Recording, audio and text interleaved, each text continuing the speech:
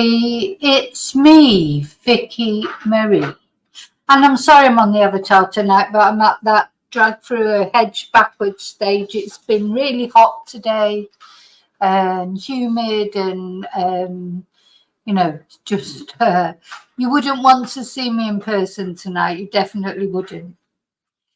Okay, so I hope you've all had a good day or a good evening or a good afternoon, wherever you are in the world. Thanks for being here with me tonight. I'm in mainland Spain, and it is 25 to 10 in the evening, so it's quite it's starting to get late. It doesn't feel any cooler. That July is the month where it doesn't even get cool at night, not really. So I always think July is the most unpleasant month, even worse than August, because once we get into August, it will be really hot in the day, but it tends to be a tiny little bit cooler at night, and the nights are a little bit shorter. So for me, July is always the worst month. But this year has not been as bad as last year, I've got to say. I mean, it's hot, but last year, I remember it was awful. Anyway, so I just want to say thank you to everyone. Thank you to all my subscribers, everyone who likes my videos, everyone who contributes in any way to my channel just by watching. Maybe you join in the chat. Maybe you're a chatter. You like to chat. I know not everybody likes to join in the chat. Or maybe you just like to watch at home. Or maybe you've sent me an email, or you've left me a nice comment. Even if you've left me a horrible comment, you're still contributing to my channel, I suppose. Still helps the YouTube algorithm. But obviously, I prefer nice comments. But you know what? You can't have everything in life. Yeah, thank you. And a special thanks, as always, to my members. If you enjoy my content, think about becoming a member. You can become a member from $1.99 a month, and we get there's exclusive lives for the members. Also, thank you to anyone who's bought me a Ko-fi, sent me a super sticker, or in any other way, an email, etc., has contributed to my channel. Thank you so much. Okay. Now, let me take the banner off. Oh, I can't do it. I can't do it. Now, I'm quite tired tonight because I was trying to have a nap earlier. I can't even find the banner to take it off. Combination of drugs. Combination just shows you I'm tired. Combination of dogs and sons conspired to wake me up every time I've just dropped off for my siesta. I had one of my dogs literally throwing his ball at me as I was lay on the bed trying to nap, because he didn't want to nap because he'd just had a nap. So he's brought his little ball up as I was lay on the bed trying to have a little nap, and was just chucking it at me to try and get me to throw it for him. Then him and the other dog decided to have play fighting on the bed right next to me. Oh gosh, just one thing after another. So I haven't had my nap, so I am tired. So I'm probably going to have an early night tonight. But anyway, what we're going to talk about tonight? Well, we're going to talk about these 4 boys. These 4 British boys, all lost abroad. And of course,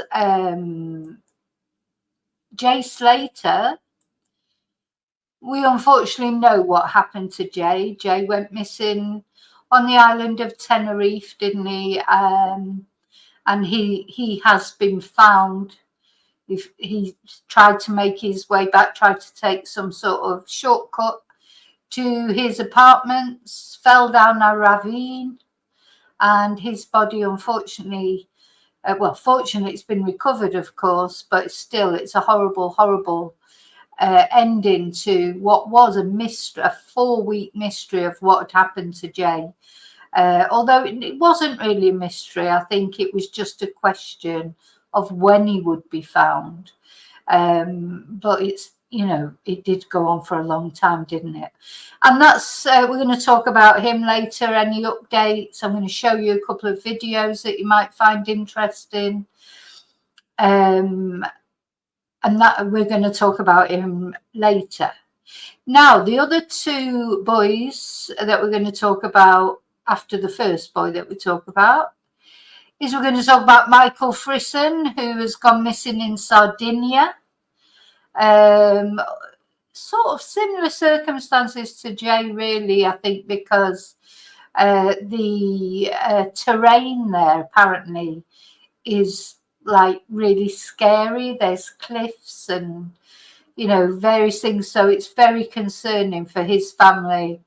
You know, where is he? Has he come to, you know, unfortunate, had an unfortunate accident like Jay? But we're going to look at Michael's case as well. And then this other, I'm calling them boys, of course, they're not boys. Michael, well, Jay even, really. Jay, Michael and Benjamin, they are men, but to me, they're boys. You know, when I was their age, I wouldn't have appreciated being called a girl. But of course, you realise as you get older, you think you're all grown up, but you're actually not. So this is BenjaminRoss, and he is missing in Palma, Mallorca. Again, mysterious circumstances. Where is he? His family's very worried about him. Just must be awful. So we're going to talk about him. But first of all, we're going to talk about this boy. Now, this boy, Ben, if you're of a certain age, you will have seen this little face peering out at you for years and years and years, as Ben has been missing over 30 years. And he went missing from the island of Kos in Greece. And still missing, still not, although there's been lots of theories and sometimes it looked like it was going to be solved and then it wasn't. And Ben is still missing. Of course, he won't look like that now. He'd be over, you know, he's in his 30s if he is still alive somewhere. And that's what we're going to talk about first, because there have been, well, there may be developments, there may not be developments, but there is some news. Let me just say hello to everybody first before I get really started. Hi, Chumba. Hi, Maria. Hi, David. Hi, Rini. Nice to see you. Hi, Daniel. Hi, Carla. Hi, Charlie. Hi, Tracy. Hi, Shelley. Oh, we've got people from all over the world here today. Hi, Heather.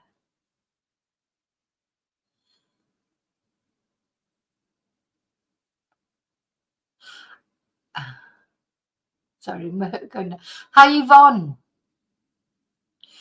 Well, Charlie, Ben's case, Ben Needham would be before your time, so you're a bit younger, aren't you? So I think that, yeah, so it'd be new to you. But it's really very similar to the Madeleine McCann case. It never seemed to get the same attention as Madeleine McCann for some reason. Hi, Kelly. Okay, so I've said hello to everyone who's in the chat so far. I want to say hello to those of you who don't join in the chat, just watching from home. And also hello to the replay crew, because people will be watching this after as well. So let's talk about Ben. So, yeah, so cute, such a cute little boy. Reminds me a lot of my son when he was that age. He was blonde as well, like that. He was... you know, so young, Ben, and he literally just disappeared from outside the place where his parents were staying in Greece. So now, one thing I do want to say is I've been with Ben all day. That's how I felt today, that I've been with Ben all day, because I've been watching videos, you know, and thank you, Chumba. Chumba sent me some links and things to it, and it's just a massive subject. There's so much to it, I suppose, because it's been so many years, so many facets, so many possibilities, so many what's the word, so many false leads. You know, this mother has been through hell, not knowing whether her son is alive, what's happened to him. There's been so many, you know, she's been on so many wild goose chases. And this might be what's happening now. Hi, Angie H.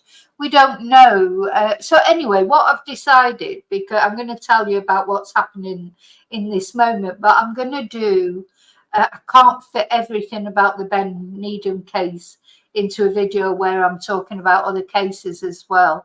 So there's an anniversary coming up, and I'm going to prepare a dedicated video for Ben's case and try and look into it a bit more deeply, and you know, do it a bit more justice. But what I do want to tell you about today, as far as the reason why Ben even came into my mind today, was because currently there is a Danish guy, who is claiming that he is Ben Needham. You know, and so as we speak, the mother of Ben Needham is waiting for confirmation. Kerry, her name is. She's waiting for confirmation, DNA confirmation, if this man is her son. Now, you can't, no, you can't feel optimistic about it, really, you know, because, well, you know, it's like recently there was a similar thing with Madeleine McCann, wasn't there? There was a girl who said that she was Madeleine McCann, and you always, you know, when it went to DNA, etc., you just knew that it wasn't going to be Madeleine McCann. But I suppose every single, you know, what you're going to do as a mother, you can't turn around. She couldn't turn around to this Danish guy and say, no, I'm not going to give you my DNA. You know, she's got to try it. Hasn't it? She's got to try it, because there's an outside chance. But she must have been through so many of these sort of false hopes, you know, over the years. It just must be awful. Anyway, so the mum of this is the Manchester Evening News I'm reading out here. The mum of missing toddler Ben Needham gives Jay Slater message after a DNA twist. Ben Needham was just 21 months old when he went missing on the Greek island of Kos. I just can't imagine what this mother's been through. The mother of a toddler who went missing more than 30 years ago is anxiously awaiting the results of a DNA test from a man claiming to be her long-lost son. Ben Needham was just 21 months old when he went missing on the Greek island of Kos in 1991. The toddler was last seen playing outside a derelict farmhouse on the island. His parents have searched the globe looking for their boy. With the 33rd anniversary of Ben's disappearance approaching on Wednesday, July the 24th. So it's the 33rd anniversary of his disappearance on Wednesday. So I'll see if I can get the video done by then. I should be able to, because I've still got a bit of the weekend left. Of course, once I start classes on Monday, then it's difficult, you know, to put too much time into a video, but I'll see what I can get done tomorrow. It is a massive case. I mean, it just really, really is a massive case. Of course, over 33 years, there will be lots of information on it, won't there? His mum, Kerry, is waiting to see if a stranger could be her son for the 3rd time this year. So this is the 3rd time this year that she's had to wait for results of DNA tests to see if it's her son. I mean, again, you know, whenever I look at these cases, especially with children, how do people get through this? I mean, I would imagine with Kerry, it's happened so much over the years. Maybe she has got a little bit used to it by now. But you just, how do you cope with all that sort of, 1 minute it's hope, then it's not. I mean, she'd love this guy to be her son, to think that her son was still alive. Anyway, a man from Denmark has claimed his grandparents have told him he was taken from Kos. No, there's no photo of him, Chumba, no photo of him, or not that I've seen. I've told him that he was taken from Kos, and he's insisting that his parents have refused to deny these claims. This man says he was hidden for years, and he remembers 25 years ago going to a market and somebody shouting Ben at him. He claims that he was then kept in a caravan. Now, unfortunately, maybe this genuinely did happen to this guy, but there are strange people out there. That's one thing I've learned on YouTube. There's a lot of strange people out there, but there are strange people out there who like the attention of making out there a missing person. Now, I'm not saying this man is doing that. Maybe this is genuinely a man who was taken from Kos. Might not be Ben, but that doesn't mean to say he wasn't taken from Kos and the things he says are not true. Just that you think, well, he would now he'd be 35, won't he? So why is he only just coming out with it? But anyway, we have to wait and see. It's only the results of the DNA tests that will tell us. Kerry, 51, from Sheffield. She's still quite young, really, isn't she? Well, when you're my age, she is. She says she can never get her hopes up, having been in this position multiple times. She said this man is looking for his real family, and he has given Danish police a sample of his DNA, which South Yorkshire police are trying to get hold of via Interpol to do a comparison with Ben's. Bless him, yeah, his little face. The stranger's DNA samples will be compared with a blood sample taken from when Ben was born at Boston Hospital in Lincolnshire for the routine Guthrie heel prick test. The mother also said she feels the pain of Jay Slater's family, and she warns trolls of the further damage they are causing. Honest to God, you're just spitting in the wind, trying to say to people not to be rotten to Jay Slater's family. They just carry on regardless. They don't care. I've never. It's heartbreaking, to be honest. And it's not even my son, but how it must feel for them, I can't imagine.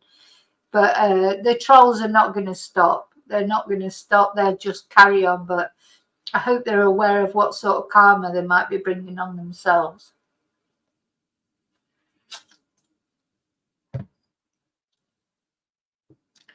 So the 19-year-old was found dead in Tenerife earlier this week after a month-long search for him. After watching on as they followed in her footsteps, Kerry told how her heart is completely with them.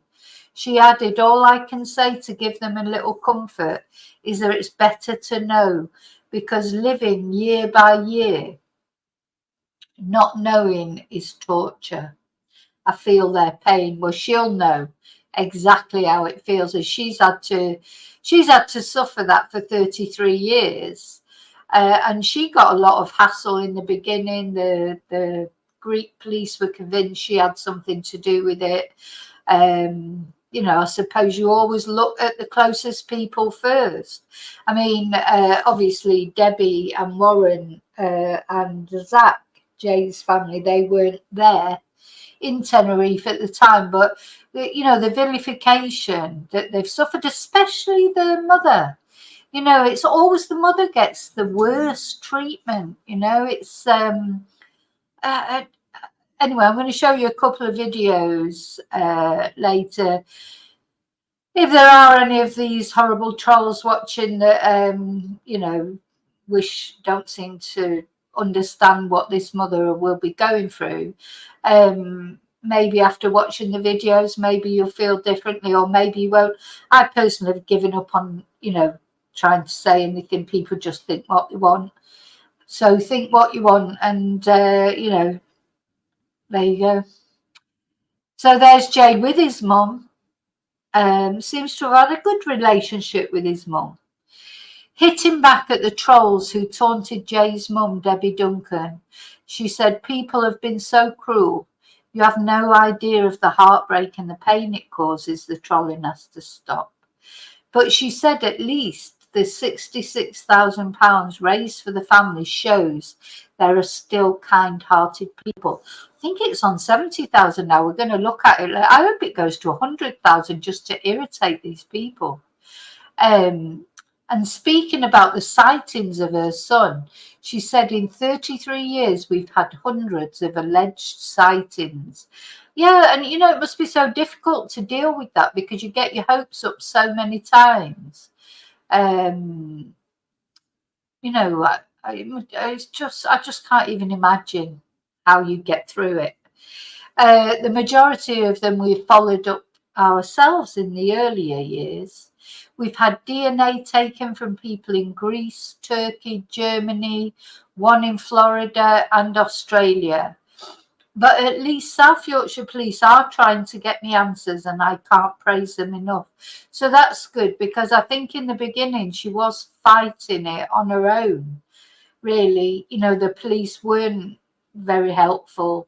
You know, we're talking about, you know, police have moved on, haven't they, hopefully, from how they were 33 years ago. You know, and there's been all sorts of rumours. You know, well, this is why I need to do a separate video, because there's so many different hypotheses. You know, you just, you know, they're going to take some talking about. The Force's theory is that Ben may have died in a digger accident after a witness came forward, because somebody came forward and said that one of the locals had killed Ben by accident with a digger. And he'd confessed to it on his deathbed or something. But blood discovered at the scene in 2016 was found to not belong to Ben. So it did not match Ben's DNA. And now the witness refuses to speak to police again. So the guy who says that he witnessed this guy's deathbed confession, now he won't talk about it. Kerry said, you can't end an investigation with nothing to go on, and a man's claim who now won't talk. She added, I can't believe it's been 33 years. In October, he will be 35. My mum is 72 and my dad is 76. I don't want something to happen to my parents without them knowing. Now, she was not there when Ben went missing. Ben was in the care of his grandparents. So you can imagine how they felt, because I think, you know, it's bad enough, but you just awful, you know, that Ben disappeared, went missing. Of course, his grandparents will feel guilty because they were looking after him at the time. But yeah, it's a long, involved story, and I am going to cover it. But, you know, wouldn't it be brilliant, actually, if this Danish guy was Ben? I mean, you know, it's always a possibility, I suppose. But bless. Yeah, it would be great, wouldn't it? I can't see. I looked for a photo of the guy. I haven't been able to find a photo of the guy. Probably he's not wanted his photo released or whatever. But yeah. So that's what's happening at the moment with Ben. And as I say, I will be doing a more in-depth video about Ben's case. A lot of you will know about it, and then as some people will say, You know, some people will say, some people won't know about it, but I will be looking at Ben's case again. Okay, so that's the first lost boy, if you like. You know, it doesn't look very positive for finding Ben Needham alive, but you know what? It's always possible, isn't it? Okay, so now we're going to look at Benjamin. This is BenjaminRoss. He has disappeared in Palma, Mallorca. Let's have a look. Oh. So he's missing in Spain, but one of the islands of Spain, and Mallorca is an island as well. It's not mainland Spain. And he disappeared again under strange circumstances. So we're gonna go and have a look at the GoFundMe, because there's a GoFundMe. Nobody seems to be complaining about the GoFundMe. It probably hasn't got enough money in it yet.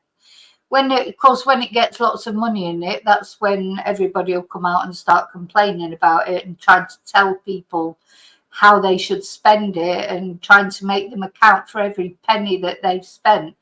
Just make, I was thinking if supposing someone's on, some of these people that say that, Debbie should account for every single penny that's been given to her freely through a GoFundMe by people who want to give it.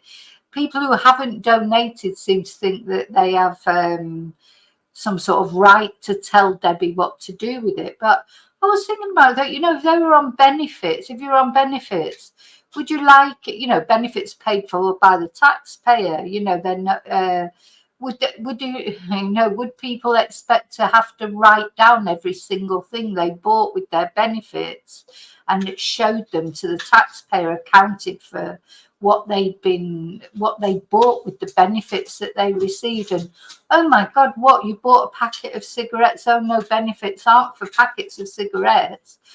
Oh, what, you bought a can of beer? Oh no, benefits aren't for cans of beer. How dare you buy a can of beer? Just makes me just incredible, I think. But anyway, let's have a look at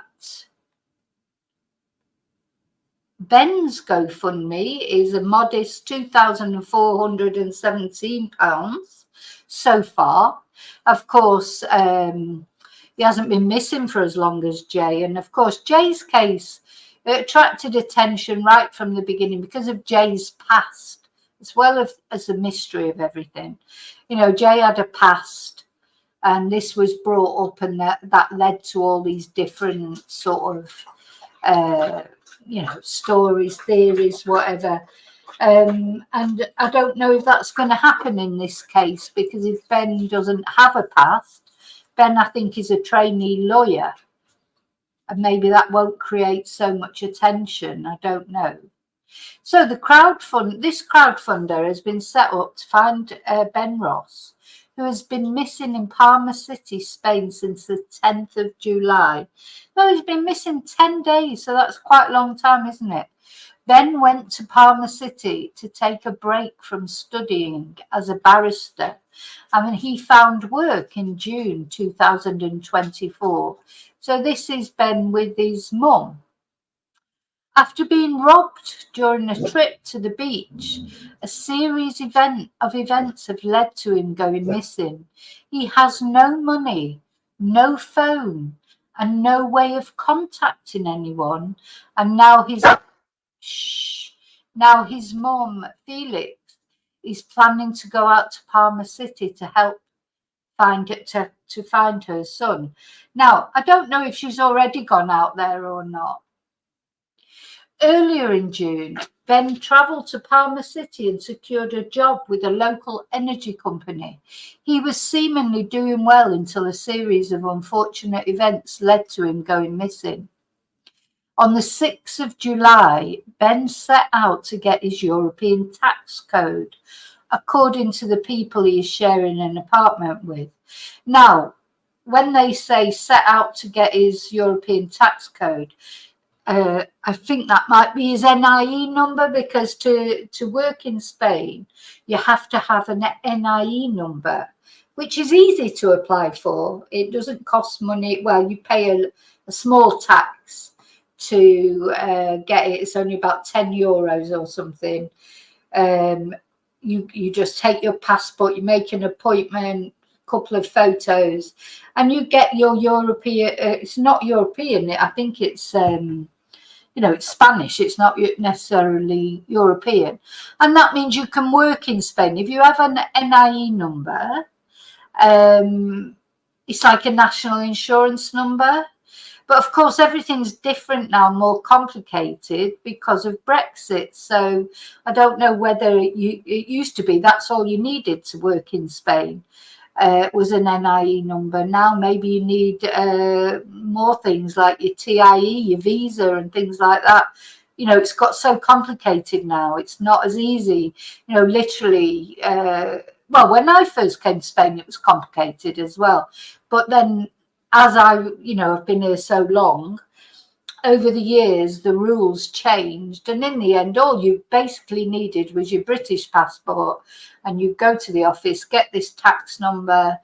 You could work, you could do anything. You're a resident easily. You practically, that's all you needed was your British passport. Of course, then good old Brexit and the Brexit benefits came in, and now it's a bloody nightmare, and it costs you a fortune to become a resident in Spain. You need a lot of money in the bank to become a resident now in Spain, and that's because of Brexit. It's not because of the Spanish, it's because of Britain came out of the European Union. So they now have to follow the same rules as other countries such as Africa and Russia and America, Canada, etc. All the countries that are outside the European Union, Britain is now one of those countries. So it's all very complicated. So I'm presuming he went to get his NIE number or whatever it was from the foreign office, like from the Extranjería, which is the place that deals with all those kind of things. So I'm presuming that's where he went. So according to the people he's sharing an apartment with, of course, this is all according to the people he's sharing an apartment with. It's very fishy, this, I think. Very fishy story. So on the way back, apparently he went to the beach for a swim, and while he was there, his bag was stolen. His phone, passport, iPad, wallet and keys to where he was staying were all in the bag that was stolen. Now, of course, that's possible that his bag was stolen off the beach. You have to be very careful with your bag on the beach.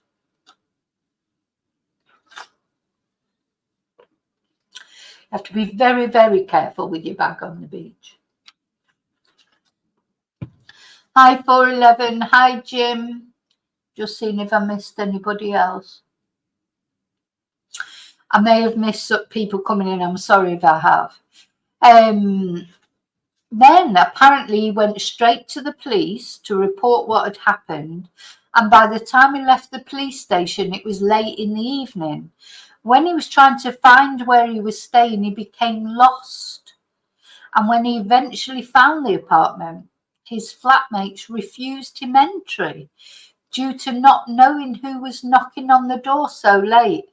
So don't you think that's a bit strange? When he got back to eventually found his apartment, his flatmates refused him entry due to not knowing who was knocking on the door so late. Well, who else is it going to be? So apparently Ben broke into the apartment out of desperation to be met with aggrieved flatmates who, since the incident, threatened to evict him. I mean, who were these people? On the 10th of July, police were called about this incident to be told they wouldn't intervene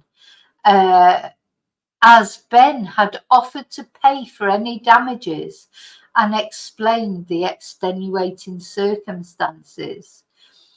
One of the flatmates is then alleged to have threatened Ben with eviction and said they would remove him before the weekend.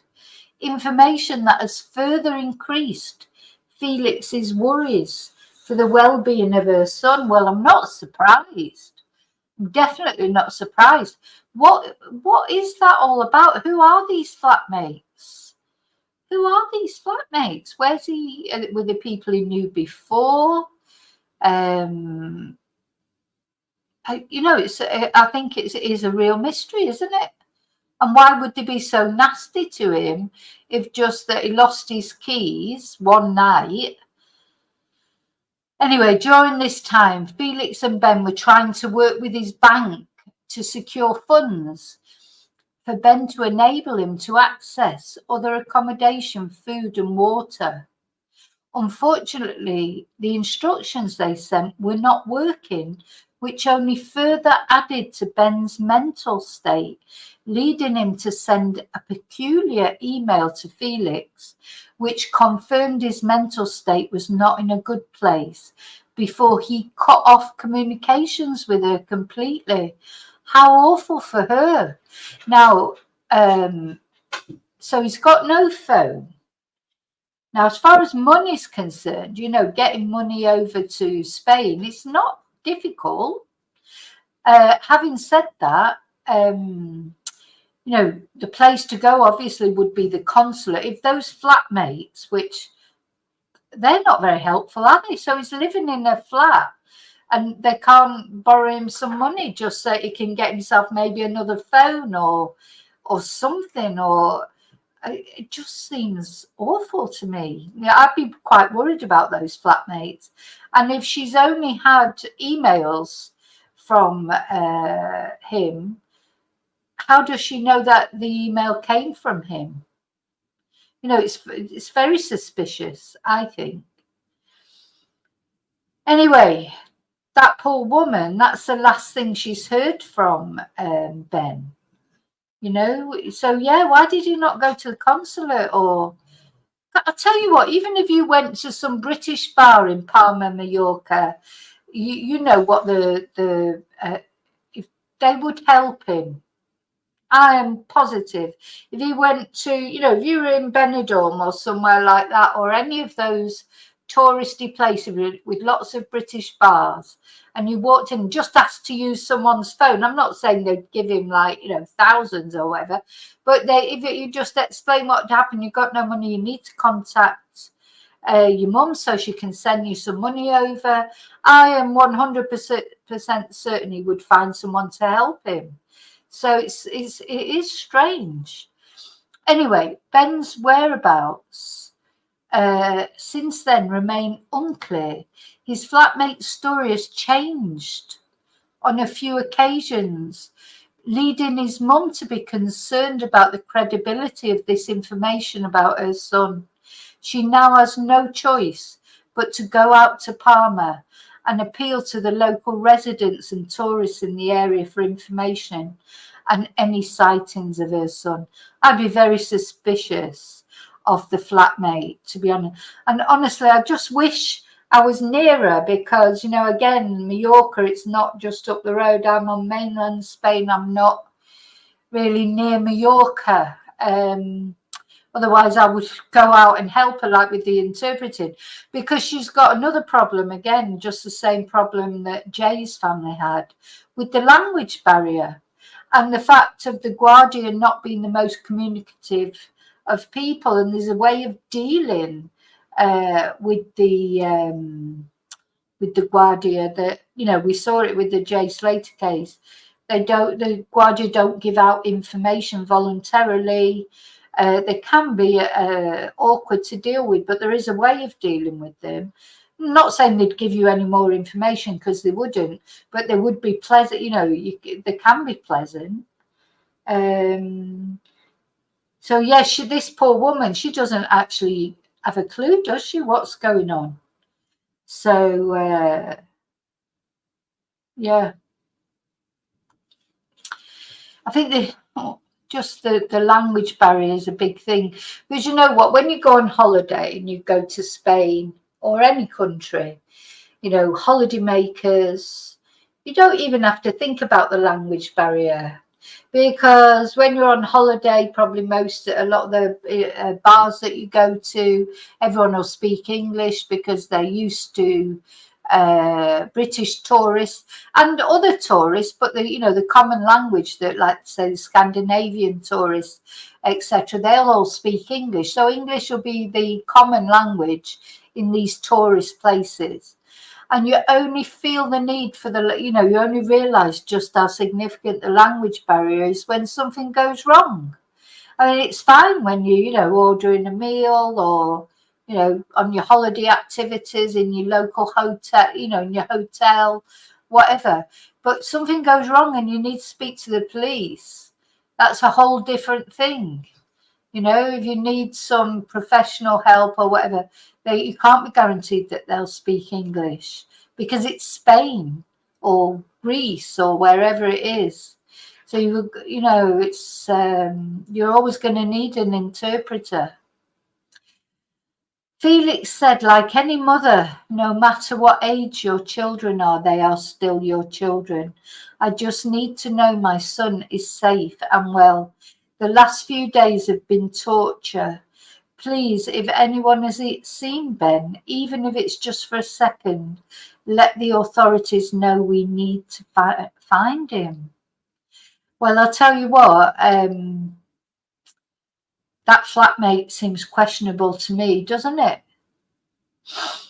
Anyway, the money raised will be used to fund Ben's mum's costs, such as hotel flights and food, while searching for Ben.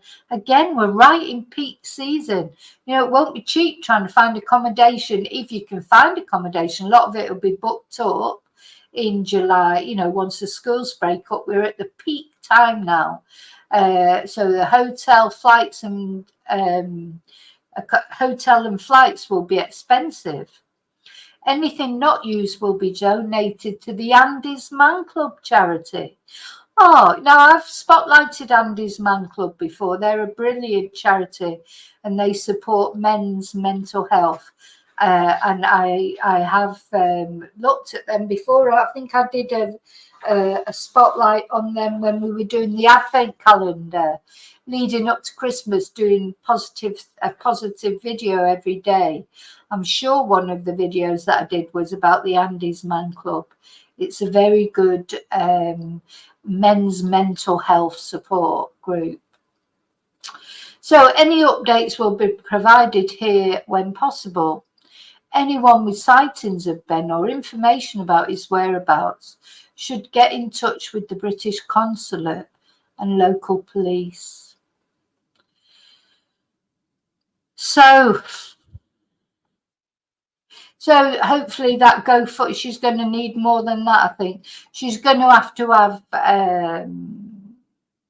what's the word, interpreters.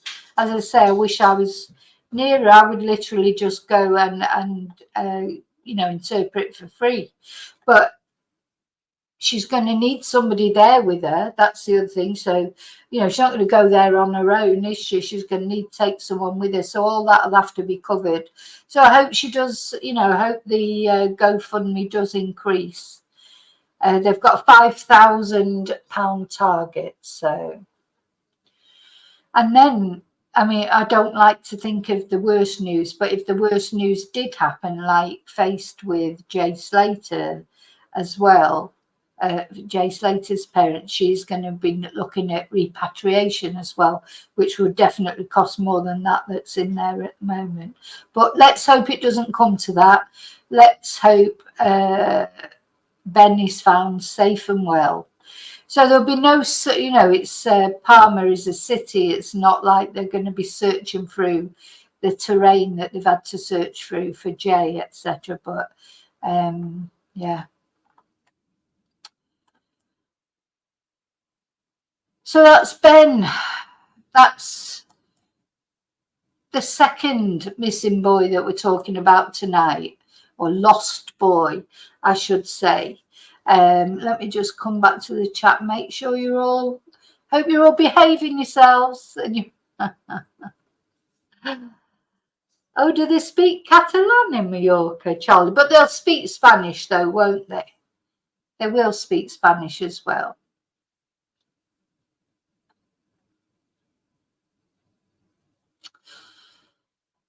Now, 411, that's a good point. LBT Global, I think they have, let me just check. I think they are in touch with them.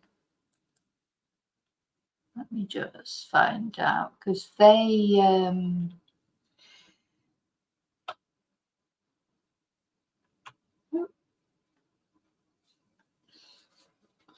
I'm sure I saw on their Facebook page. Yeah. Here we go. I'll show you their Facebook page.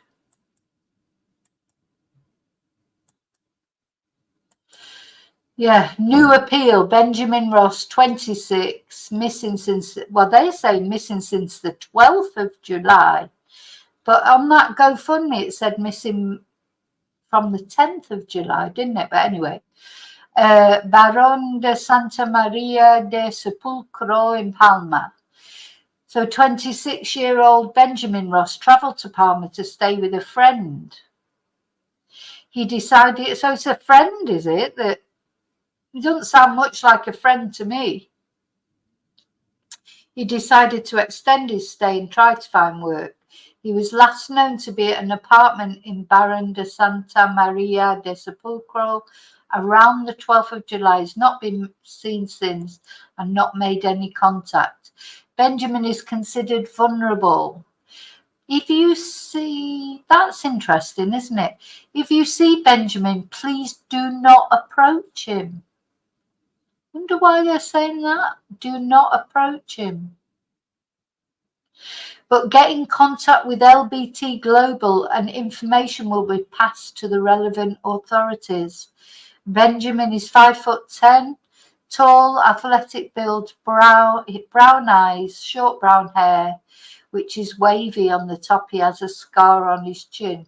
Yeah, you can see this scar here. I wonder how he got that scar. Benjamin's family are extremely concerned for his welfare. And, you know, you can contact LBT Global. You don't have to leave your name. But that's interesting, isn't it? I wonder why they're saying do not approach him. Maybe they're frightened, you know, there's obviously, I think, you know, reading between the lines, there's some issues here, mental health issues. Yeah. So there you go, another mystery. Yeah, let's hope he is found soon. Yeah, do not approach him. That's odd, isn't it? So at least I'm glad that LBT Global, you know, I'd never even heard of LBT Global before, but it's good that there are charities like this that people can turn to, you know, when their loved ones go missing abroad, because it's bad enough when your loved one goes missing anywhere, but when it's in a different country, foreign language, different procedures, you know, it just must be, you know, it's even worse. And you're far away from it as well. You know, having to go out to a foreign country. Fancy having to go out to a foreign country. You know, fancy having to go out to a foreign country and look for your child. Anyway. Okay, so now we're going to look at the next one. We've got another one to look at, unfortunately, of the four that we're spotlighting tonight. So we briefly looked at the Ben Needham. As I say, I'm going to do a video about him. We're going to be looking at the updates on Jay Slater in a moment. And now we're just going to look at Michael. Another one, a vulnerable vulnerable young man, gone missing, this time in Sardinia, of course.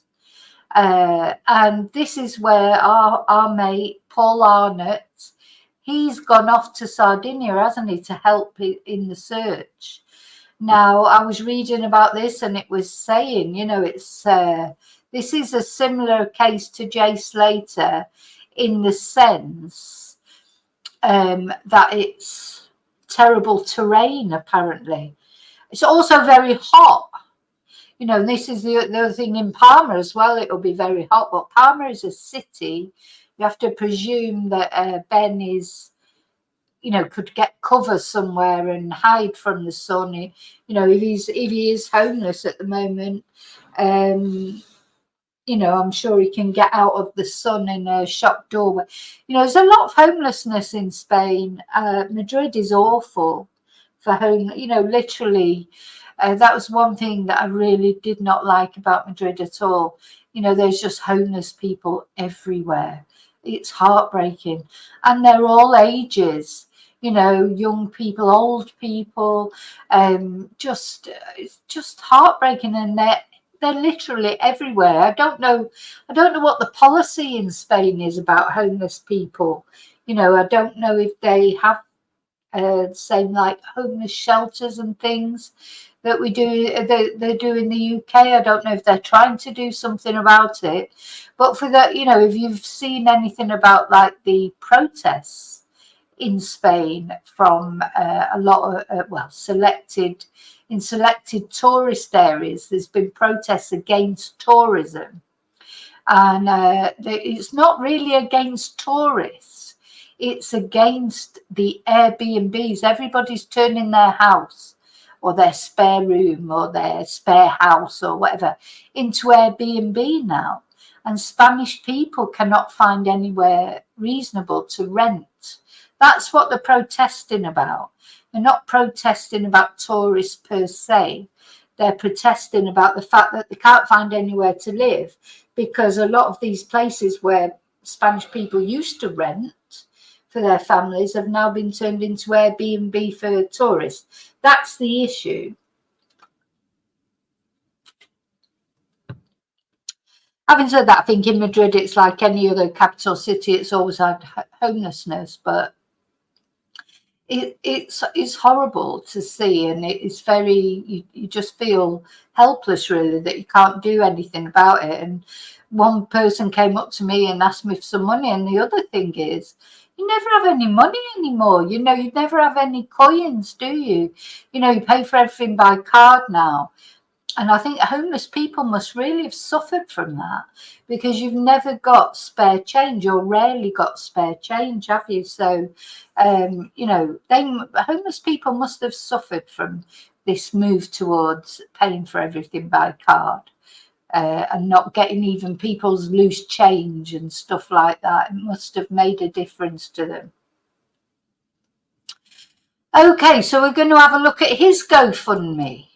Now, there's a GoFundMe for Michael, which it's not much in it at all compared, certainly compared to Jay's, but even in comparison with Ben's GoFundMe, which is strange, because I think there has been quite a lot of publicity, more publicity for Michael, perhaps than Ben. But I don't know if he's gone to, or his family have gone to the LBT Foundation or not to ask for help. But they've got a £2,000 target, and there's only £760 raised, which seems like a small amount compared to the others, doesn't it? Hi, Misty. So yeah, it's strange, isn't it? Why do some cases attract more attention than others, more donations? Because it's funny, because although the Jay Slater case has attracted a lot of hate as well, so much hate, but it's also attracted a lot of donations. And I think, I've seen some people on the Facebook pages saying, I'm sick of these comments from these horrible people about the GoFundMe. I don't normally donate to GoFundMe, but where's the link? I want to donate just to annoy them. There's that kind of... so the Jay Slater case, the notoriety, if you like, or the hate as well, has had its good side, that it's led to a lot of contributions to the GoFundMe, so it's like a double-edged sword, isn't it? Because I'm sure the family of poor Michael won't want all that hate that Jay Slater's family's had to put up with. But of course, it would be nice to have more money in the GoFundMe. So yeah, it's strange how things work, isn't it? So this is a friend of the family, apparently, that set this up.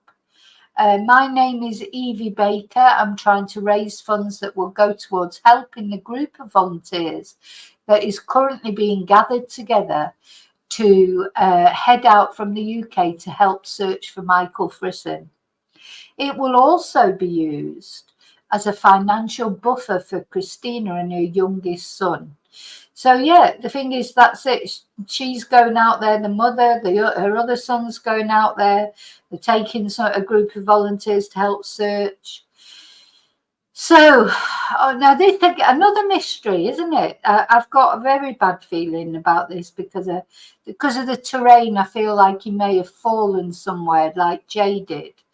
But on Saturday, the 13th of July, Michael went missing in Sardinia. He was due to start some volunteering, but felt unwell. He was not used to the hot climate. The hot climate has got a lot to answer for.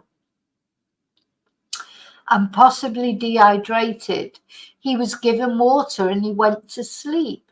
When he woke up, he said he was going for a walk, and now sadly he's missing. Now he apparently didn't have any clothes on when he said he was going for a walk. I read that in another article. I don't know if it's true or not. I'm going to try and look for this. I can't tell you how genuinely lovely this family is. I'm absolutely heartbroken for them. Please donate whatever you can, and if you're unable, please share with everyone. Thank you. Yeah, so there you go. Let's have a look at an article and see if we can find out more details about actually what happened to him.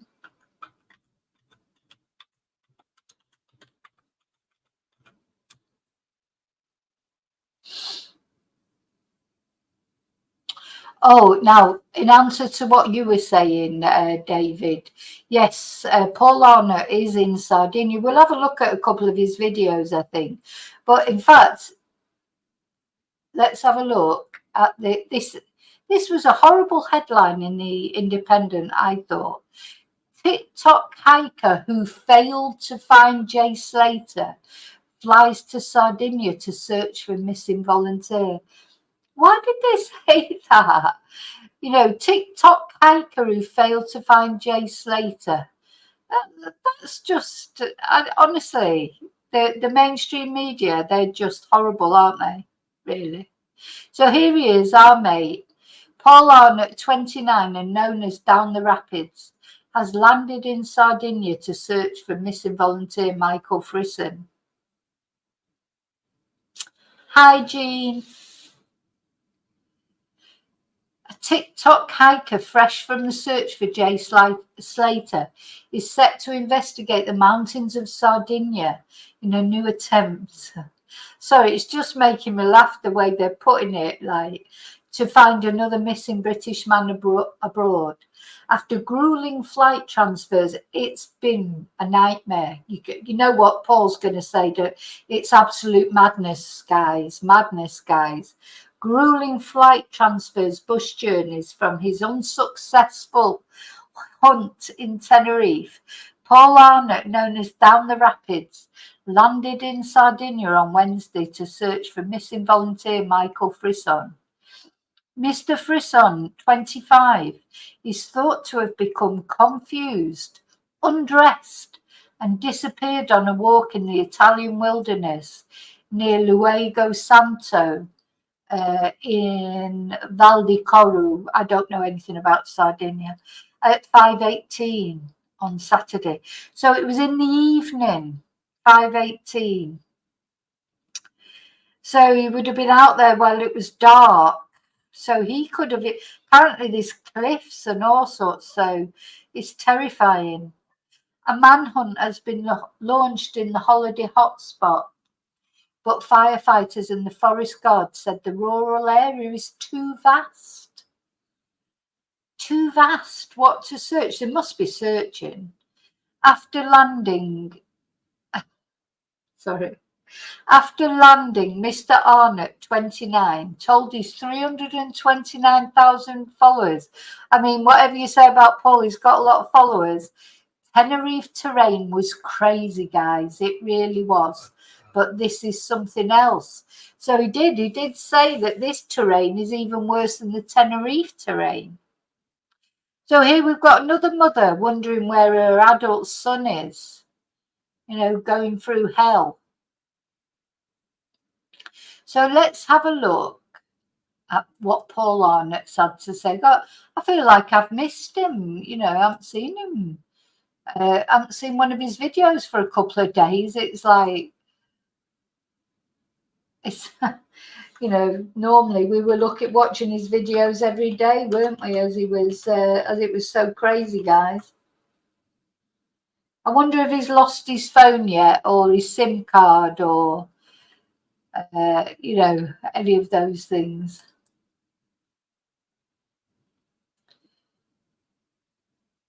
Now, he's very positive about Sardinia, actually. Let's have a look at this one.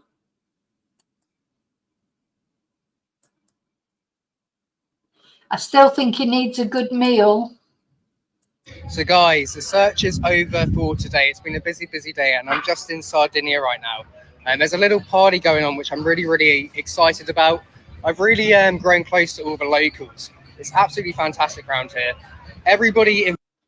Oh God, he's only been there 2 days and he's really grown close to all the locals. He just gets close to everyone immediately, doesn't he? He's only been there 5 minutes. He's going to a party. Invites me back for dinner all the time. Everyone is just so welcoming. You just really have never seen like community spirit like this. But everybody's getting ready for their big festival tonight. So I'm just going to walk through here. I'm just going to show you guys what it's like around here. It's absolutely awesome. Now, I don't drink. However, they've got all the beer bits ready, all the tables down here as well. It's just such a community vibe. It's such a family vibe around here, guys. And the houses are beautiful. Everybody's amazing. It's crazy, guys. But you know what? There might be a fiesta going on or something. But it's funny, isn't it? They're supposed to be searching, isn't he? And now he's going to a party. So he's always either on a bus or I don't know, there's something. He's glad to be out of Tenerife by the look of it. Just such an amazing community spirit. I have literally met the entire village, and I'm not even exaggerating. I've got a lovely lady who's been showing me around and driving me about and introducing me to everyone, and it's just amazing. I really can't explain how much of a community feeling there is here. You sit down and have a coffee, everybody comes and says hello, and everybody has just been so helpful. There's a few things that I'm working on while I'm out here in Sardinia. Obviously we've got the search going on, and there's a couple of other things that I haven't actually announced yet. That yeah, he's always saying that. He's got a couple of other things that he hasn't announced yet, guys. But yeah, as you say, 411, he left his hiking boots in Tenerife. So, you know, hiking boots, weren't they bought for him by Jay's family from the fundraiser?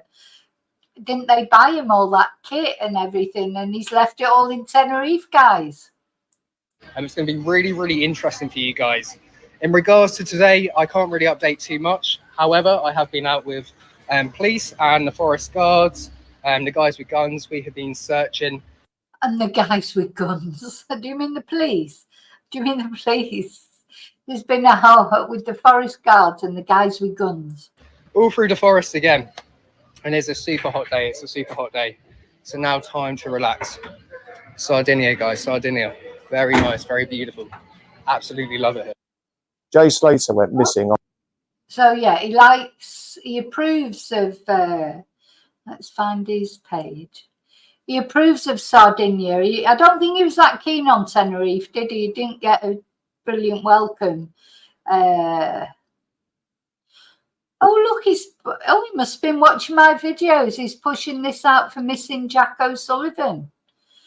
Why isn't he looking for Jack O'Sullivan? He could have stayed in Bristol. He could have gone to Bristol instead of going to Sardinia. Oh dear, maybe that's his next stop. I mean, hopefully Jack will be found soon. But yeah, I did a video on Jack the other day, didn't I? And Though someone said they're going to need other troopers, you can't do it all on your own. Oh, let me show you this because where's he gone now? Yeah, he said for those of you who are constantly concerned about my eating habits, panic over. I'm currently eating a watermelon the size of my head, making the team proud. Well, watermelon's got no calories in it, Paul. You need some calories. All the exercise he does, walking, he never stops, does he? He never stops for a minute. So he's always walking around. He needs some proper calories, like some carbs, not a great big watermelon. Because people do worry about him. You can't help it. And I agree. I think his heart's in the right place. I mean, I've started to quite enjoy his videos, actually.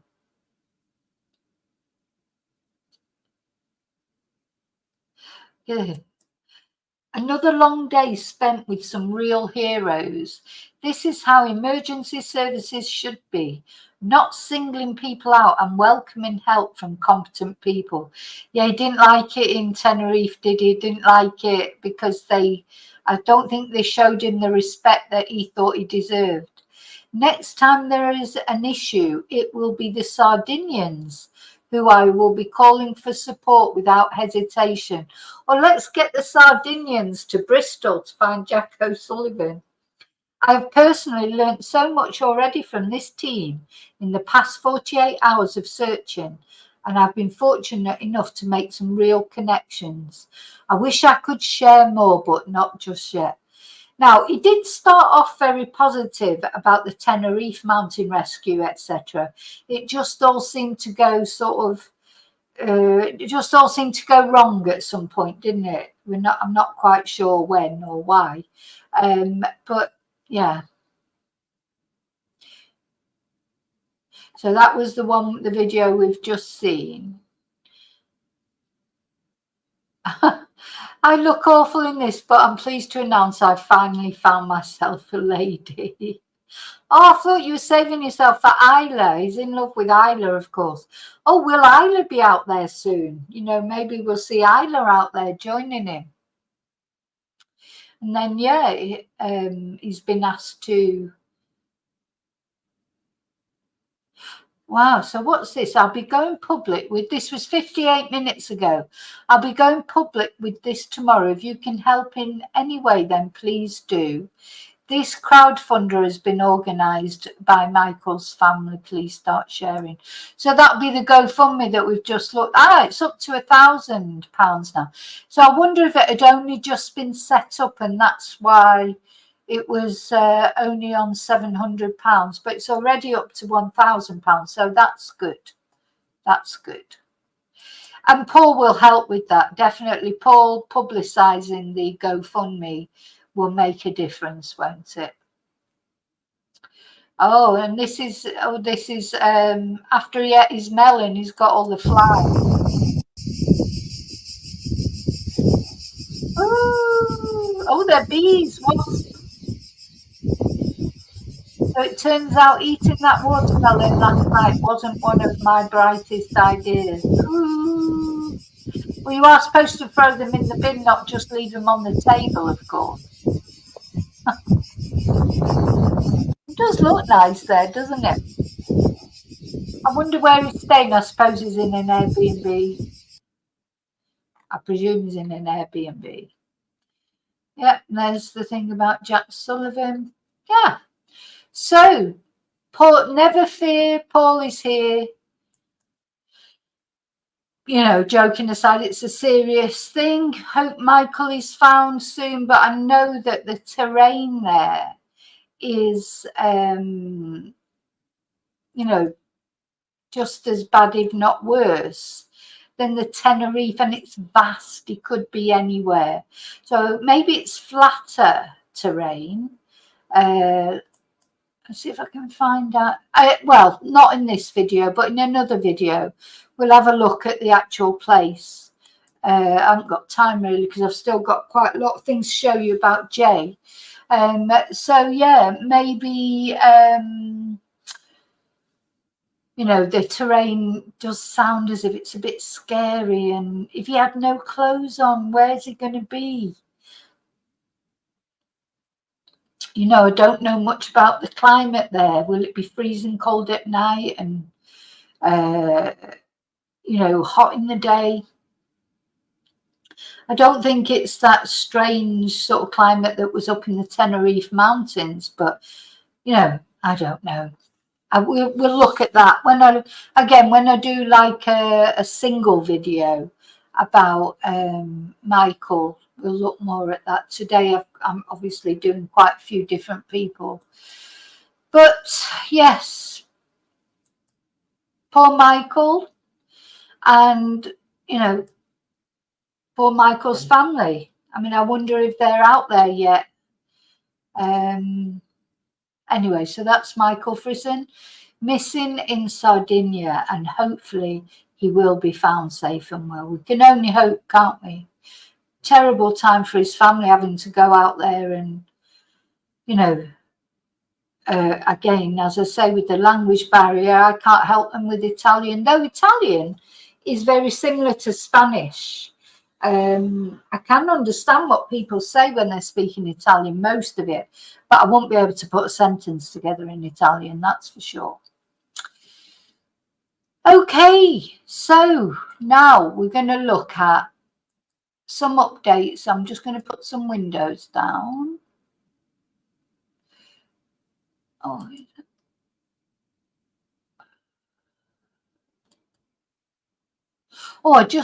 oh no, I think we've done enough about that.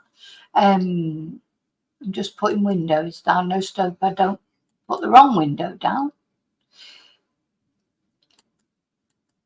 So we're going to talk about Jay, some updates about Jay. First of all, let's have a look at the fundraiser. You know, we like to have a look at the fundraiser. People like to get aerated about it.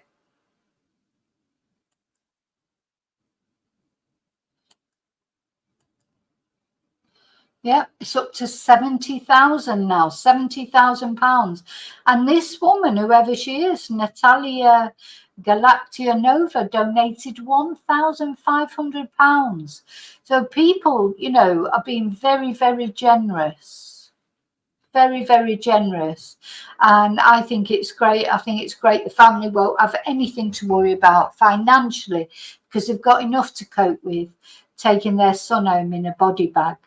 And whatever Debbie and the family, it's not only Debbie, remember, it's Warren as well, and Zach, the brother, whatever they decide to do with the money, whatever they've got left afterwards and what they decide to do with it, as far as I'm concerned, it is their business, nobody else's business, especially people who haven't donated.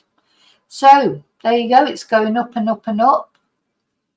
And the comments people have made are so nice. Heartbroken for all who knew Jay. We should never have to bury a child at any age. Bless you, Jay, lad. I'm so very sad for you, etc. I just wanted to send a little something so you can give Jay the absolute best send-off he deserves, etc. Just nice, lovely comments. So these will be a consolation to this family who've experienced so much hate. You know, that what they'll have to do is just focus on these lovely comments and try and turn a blind eye somehow to the horrible comments, because you know what, you'll always get the haters, whatever. Okay, so I want to show, somebody sent me a video of Jay today. I'm going to show you that. I've loaded it up on here. It's a video of him dancing at that energy festival that he was at. I'm glad he had a good time. I'll tell you what, I hope he had the time of his life at that festival, because, you know, he didn't know it was going to be the last good time. But it looks like he did have a good time, though it looks sort of like a bit out of it, of course. But yeah, you know, thank God.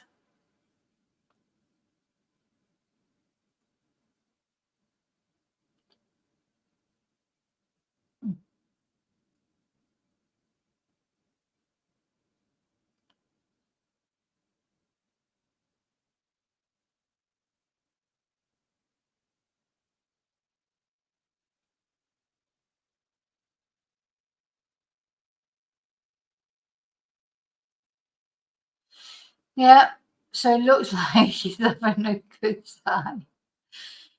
Oh, I'm glad he had a good time, bless him.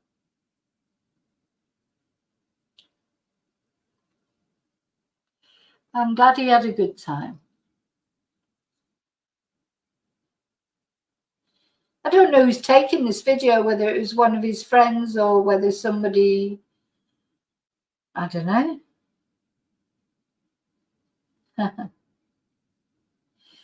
It's nice to see him enjoying himself. And yeah, unfortunately, he made some bad decisions afterwards, but he had a good time. Now, we're going to look at some other videos that I've seen on TikTok. I'm quite getting into TikTok a lot better. Never even used to go on TikTok at all. But that, you know, everybody criticizing TikTok and this, that, and the other. It's actually, you know, probably made TikTok more popular because people want to know what all the fuss is about. So this was a nice video that was on there. A video put, so there are horrible videos on there, I've got to say, like nasty videos taking the piss out of Jay and taking the piss out of his family. But obviously I'm not going to be showing any of them. But I thought I'd show some of these nice ones.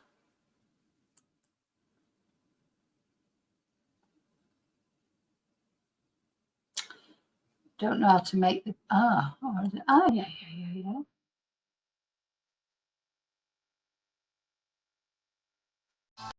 Yeah.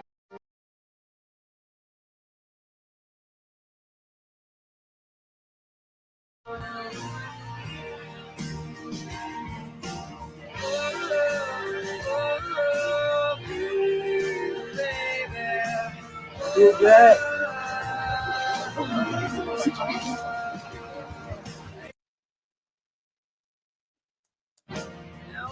Now, I should really turn the sound down because I'm going to turn the sound down this time because it'll get picked up for copyright. Hi, Kelly.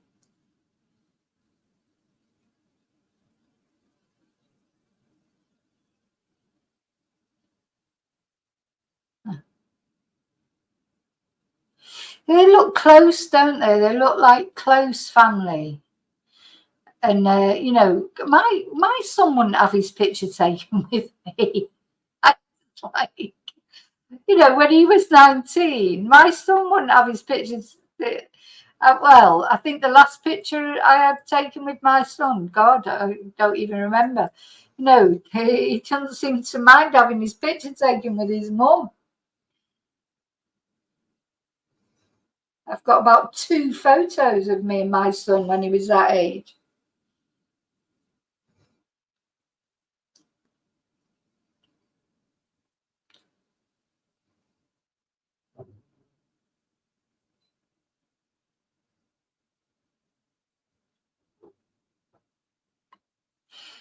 I'm going to play it one more time. Now, I thought it was a lovely video, that. I've got another one that I'm going to show as well.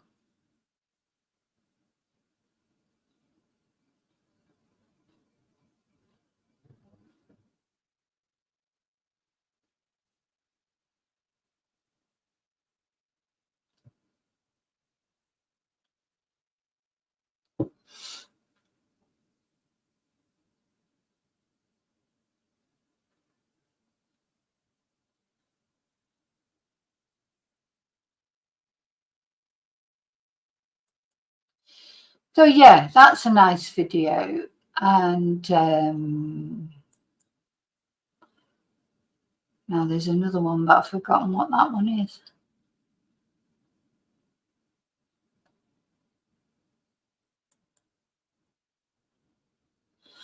Oh yeah, this is something that came up on a Facebook page actually.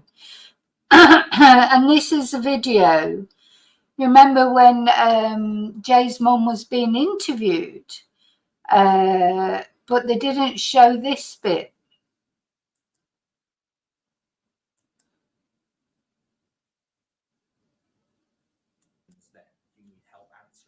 Well, yeah, obviously we need to know realistically who these people are who was with. And just, I mean, you don't just disappear, do you? It has been searched up there. I've been up there myself this morning. I was up first thing this morning searching his last pinned location, and there's no sighting or anything. Like she said, it is quite busy with people, so someone must have seen him. You know, I just don't know what else to do. I'm just Jay, where are you, Jay? Where are you? Heartbreaking. I think she just looks desperate. And of course, this was before he was found, when she still would have had a little bit of hope. I mean, you don't just disappear, do you? It has been searched up there. I've been up there myself this morning. I was up first thing this morning searching his last pinned location, and there's no sighting or anything. Like she said, it is quite busy with people, so someone must have seen him. You know, I just don't know what else to do. I'm just Jay, where are you, Jay? Where are you? I will watch it one more time just in case anyone's met. Hi, Rio. Well, yeah, obviously we need to know realistically who these people are who was with. And just, I mean, you don't just disappear, do you? It has been searched up there. I've been up there myself this morning. I was up first thing this morning searching his last pinned location, and there's no sighting or anything. Like she said, it is quite busy with people, so someone must have seen him. You know, I just don't know what else to do. I'm just Jay, where are you, Jay? Where are you? Oh, bless. And anyway, another video on TikTok that I wanted to show you that I saw a couple of days ago on... Oh, hang on. Let me just find it. That's the only thing with TikTok. I'm not familiar with working my way around it yet, really. Let's see. Yeah, the Christopher Tenerife, who's the other guy who was, you know, going around. He put a video on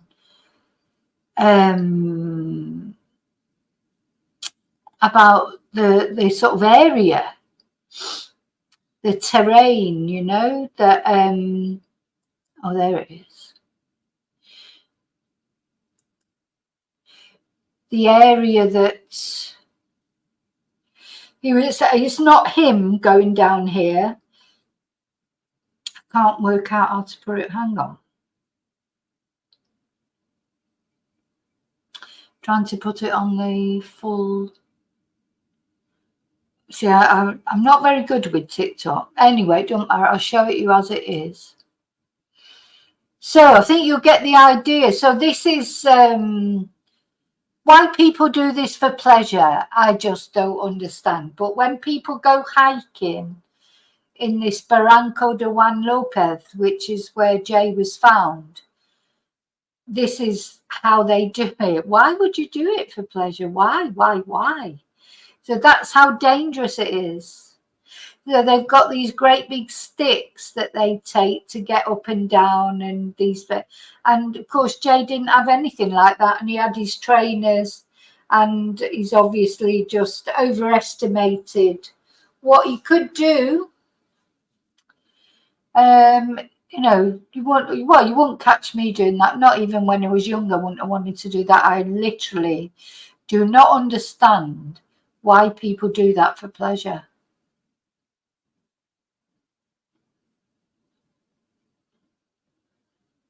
God. So don't try this at home. That's what it says at the bottom. The actions in this video are performed by professionals or supervised by professionals. Do not attempt.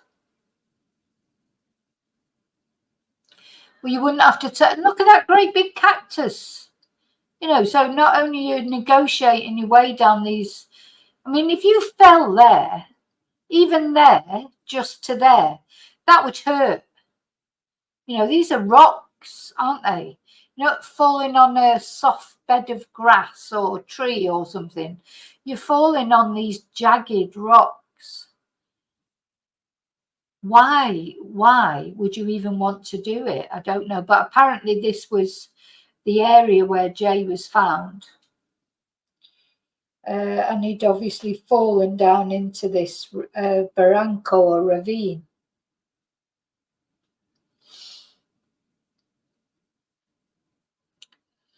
So yeah, I just wanted to show you that as well, because that is the terrain.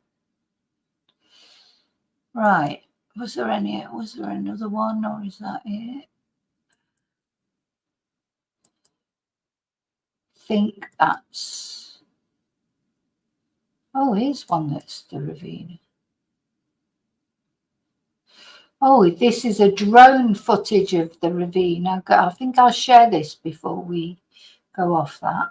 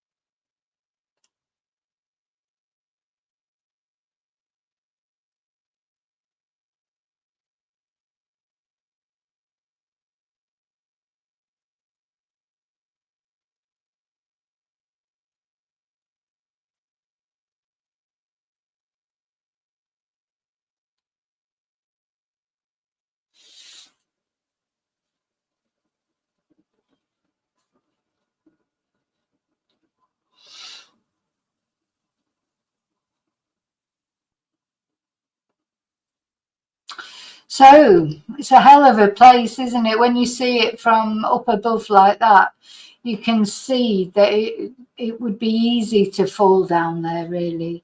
If Jay overestimated, to me, I feel like he overestimated where he could get to, what he could do, and just slipped probably.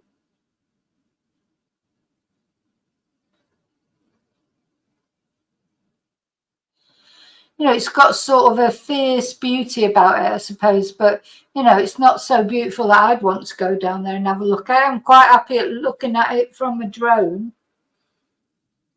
Quite happy looking at it from a drone pictures. But, you know, I wouldn't want to do what those other people did and go down there with sticks. Yeah, Carla, potholders. Well, that's the Peter Folding, isn't it? He's the human mole. He likes small spaces.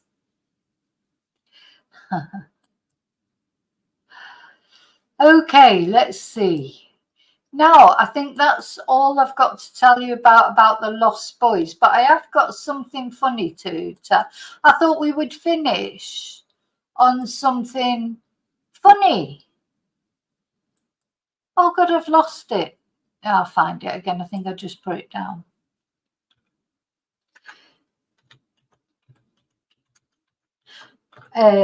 Obviously, if there's any updates about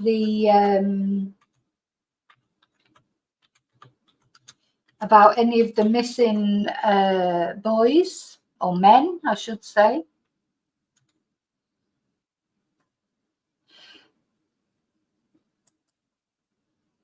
Yeah, we're going to finish on something that should make you laugh. I hope you don't find it. I've got to give you a trigger warning here, or a warning, because there's adult content in this next thing I'm going to talk. It's like one of those things that at the end of sort of a bit of a depressing video, we talk about something that might make you laugh. So I don't know if you know, but well, maybe you only know if you're, oh God, where's it gone? It's disappeared again. Do you know what? I'm sure my computer's got a mind of its own.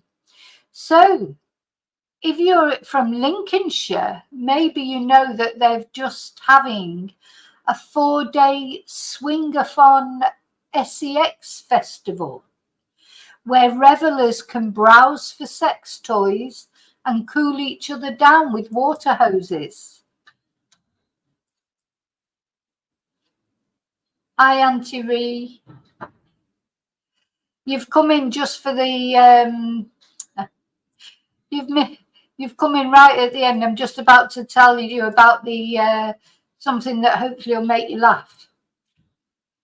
The Swingathon Sex Festival, where revelers can browse for SEX toys and cool each other down with water hoses. So apparently this event, I was thinking of Chumba and David, they might be particularly interested in this. The event started yesterday in the small hamlet of Allington near Grantham. Oh, Grantham, that was where Mrs. Thatcher, that was her constituency, wasn't it, Grantham? So Lincolnshire's 4-day Swingathon SEX Festival has so far seen revelers browse for SEX toys, cool each other down with water hoses and frolic around in their underwear. The event, which is Britain's biggest swingers festival, kicked off yesterday in the quaint hamlet of Allington near Grantham. And has seen 1,000 revelers attend. Now listen to this. The X-rated festival features play tents, pole dancing, hot tubs, foam parties, mobile dungeons. There you go, Chumba. Mobile dungeons and butt plug bingo. I mean, come on. Oh my God. Photographs from the Swingathon social media shows tents filled with elaborate SEX toys such as whips and chains, which festival goers can browse and purchase. The event also boasted a large spicy lounge tent on its Instagram story alongside the caption, "The spicy lounge is something to behold, along with the moon." Which moon are they talking about? David. Oh dear me. I just, you know what, you couldn't make these things up, could you? Revelers have posted selfies and photographs of themselves at the festival, with one showing a person holding up and appearing to drink from a water hose. Well, that's not exactly shocking, is it? Ooh, holding up a water hose, but probably being rude. So yeah, this is one of the photos from there. Well, it takes all sorts. It takes all sorts. At least, they're enjoying themselves and not doing anybody any harm. There's a lot worse things, I suppose, they could be doing. This is the Spicy Hut or whatever. Oh, the Spicy Lounge is something to behold along with the moon. Oh, look, these are the things that you can buy there. And you need to book your ticket for next year. Might be too late now, though I'm sure it's on tomorrow if you're at a loose end and if you're near Grantham. Dear me. Ooh.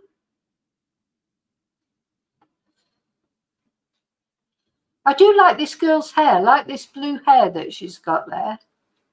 Very nice colour.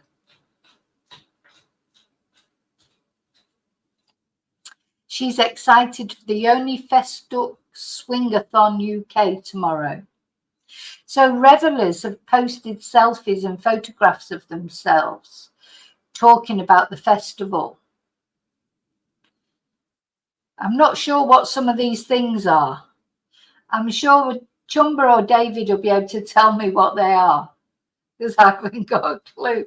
Hi, Wesley. You've come in right at the end, and you're probably wondering what the hell we're talking about.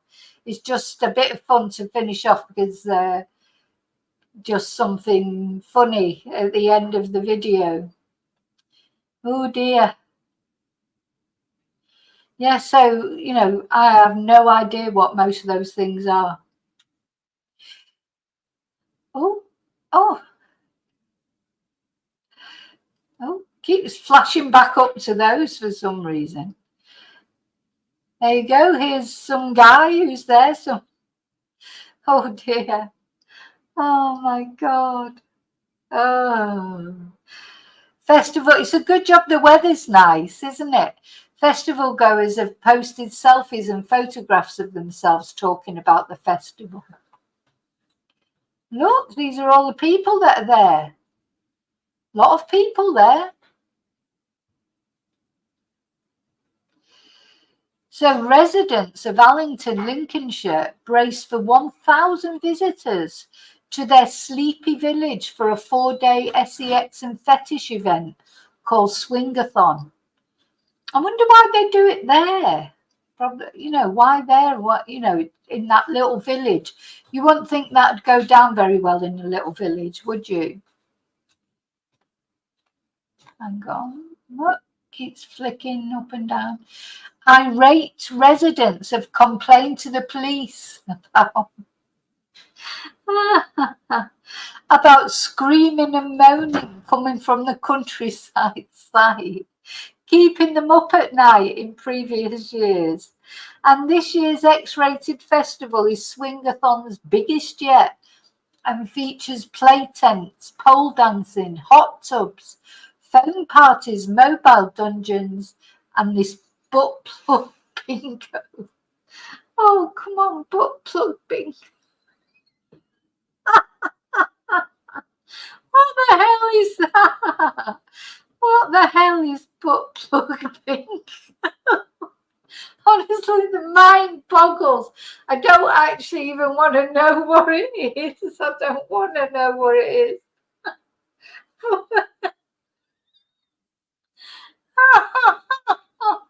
What the hell is butt plug bingo?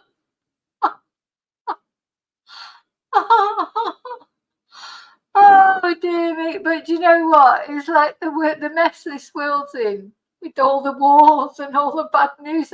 Good for them if a bit of butt plug bingo takes your mind off everything.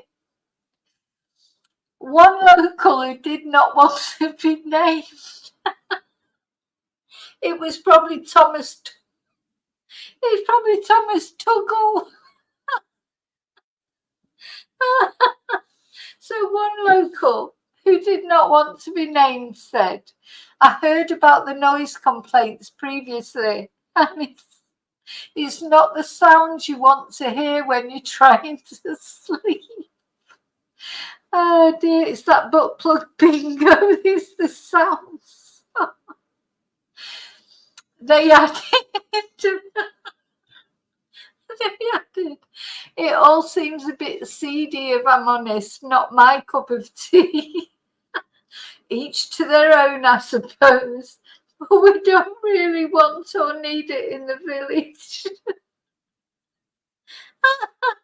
We don't want it or need it. Well, maybe they should ask his wife. Maybe she does want it and need it.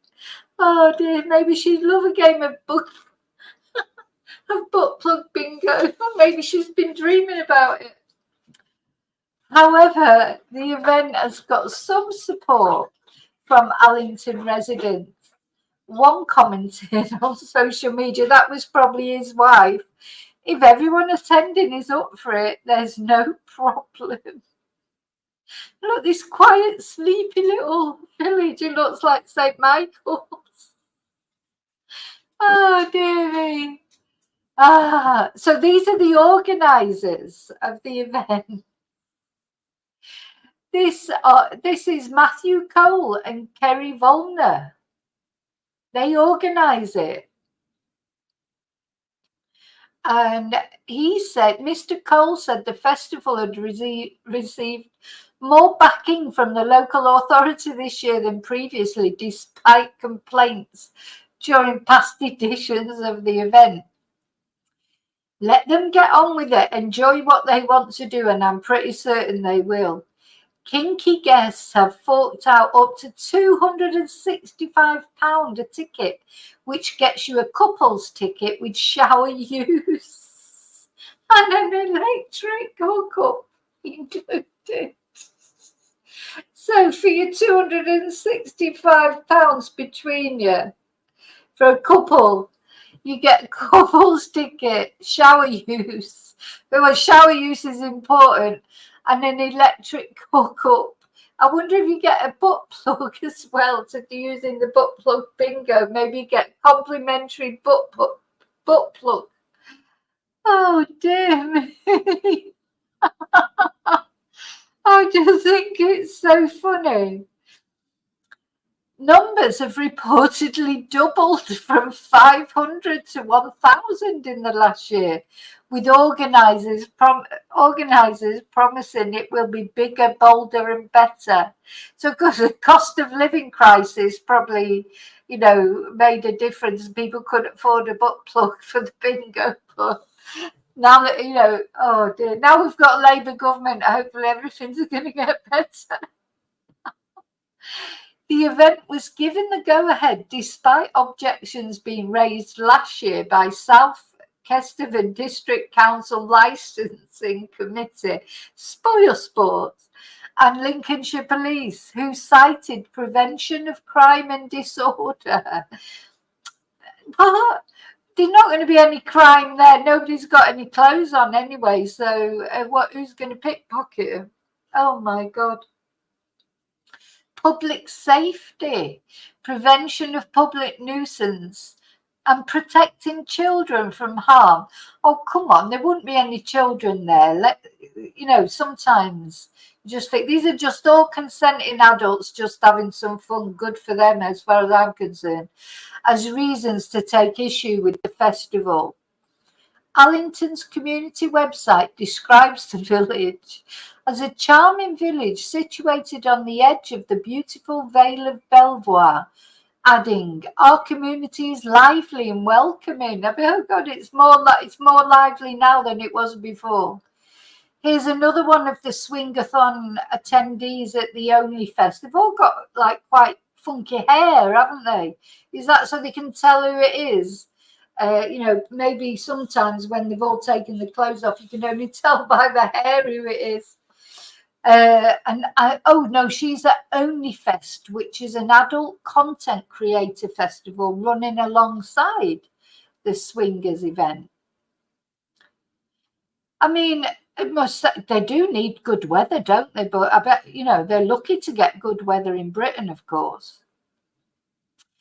So yeah, aerial photographs reveal a record number of revellers have descended for the event, up from 500 last year. So they reckon they've doubled it this year. Let's explore your kinky side.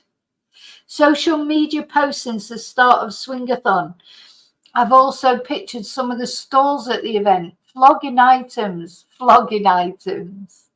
That's like they're taking the piss there, aren't they? It means selling, but they've said flogging because it's flogging items including bondage equipment and spanking paddles. However, the event has got some support from Allington residents. One commented on social media, "If everyone attending is up for it, there's no problem. Let them get on with it, enjoy what they want to do," and I'm pretty certain they will. Oh dear. So they were granted a temporary events notice, and they said they face more support this year from the local authority. Co-organiser Matthew Cole said, "It's nice to have their support this year. Last year we had to go through a headache from start to finish." Oh, there's no good having a headache when you're at a swingathon. You can't be saying, "Oh, sorry, I've got a headache." But this year is totally different, and they're working so much better with us. They're giving advice on how we can do better. So to have them more on board this year is great. I think they've realised we're not going anywhere. We've put a lot of work into the event and a lot of time into it. We've sold more tickets than ever, and having the council on side as well, it could not be going any better than I wanted. But there you go. So they're also incorporating another raunchy festival aimed at people with fetishes called Fet Fesh, with feature BDSM and sex toy stores, bookable private play areas, as well as a whip throwing area to get some practice in. Oh, dear me. A whip throwing area to get some practice in. Oh, I just think it's hilarious. Look at the bed. Is that a bed? Yeah, it is a bed, isn't it? So it sells, this is a store for Relentless Desires, which sells handcrafted fetish furniture.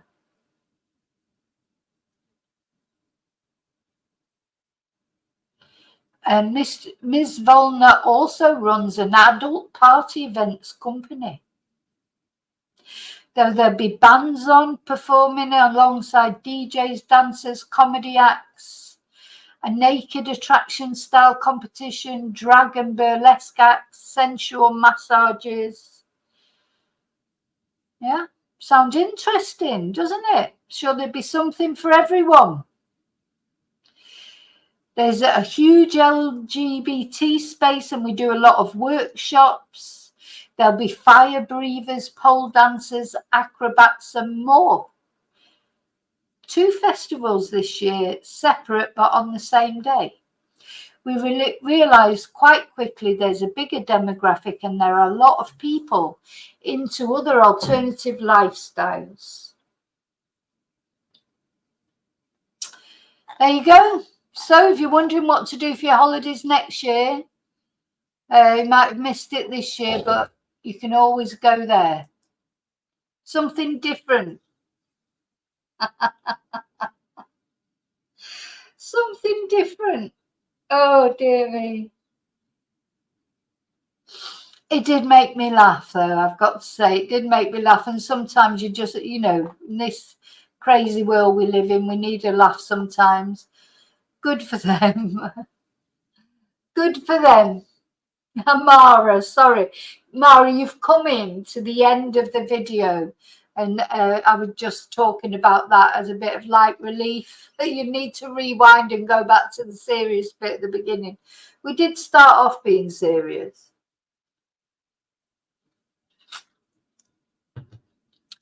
I just thought we'd end on a high and have a little bit of a laugh.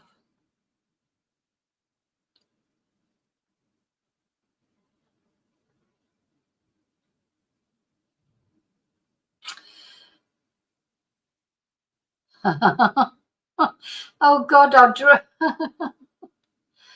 oh, dear. Anyway, okay, that's it. That's me done now. I'm going off to bed now. I do feel better than when I started this video, I must say, because that has made me laugh. Butt plug bingo. I just cannot even imagine what that is. I don't even want to know what it is, really. It's just like, the mind just boggles, doesn't it?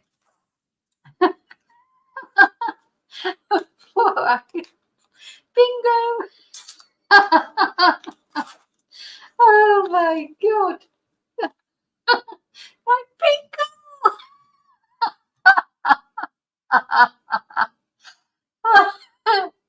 Oh my God. Oh my God. Okay, look, thanks a lot for being here. I'm trying to get serious now at the end, and I can't get serious after that. So I will see you tomorrow, as always, and until I see you again, may your butt plug always, no, I shouldn't say that. May your God always go with you. Thank you so much.